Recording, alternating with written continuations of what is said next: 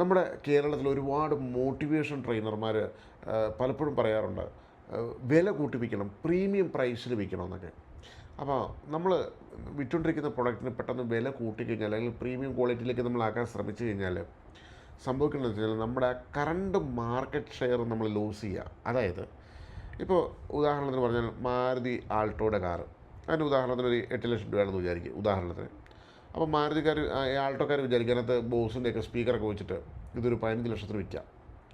അപ്പോൾ അങ്ങനെ ചിന്തിക്കുമ്പോൾ എന്താണെന്ന് വെച്ച് കഴിഞ്ഞാൽ 15 ലക്ഷം പ്രൈസിടുമ്പോൾ ഓട്ടോമാറ്റിക്കായിട്ട് 8 ലക്ഷത്തിൻ്റെ കാറ്റഗറിയിൽ ഉണ്ടായിരുന്ന ആൾക്കാരെല്ലാം അതേ ലെവലുള്ള വേറെ കാറുകൾ അന്വേഷിച്ച് പോകും.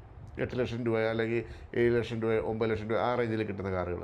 അപ്പോൾ നമ്മുടെയൊക്കെ ആ കസ്റ്റമർ നഷ്ടമാവുകയാണ് ചെയ്യുന്നത്. അപ്പോൾ അതുകൊണ്ടാണ് മാരുതിക്കാരൻ നെക്സ്ട്രാ എന്നൊക്കെ പറഞ്ഞ പേരിൽ ഒരു പുതിയതായിട്ട് പ്രൊഡക്റ്റ് ഇറക്കിയിരിക്കുന്നത്.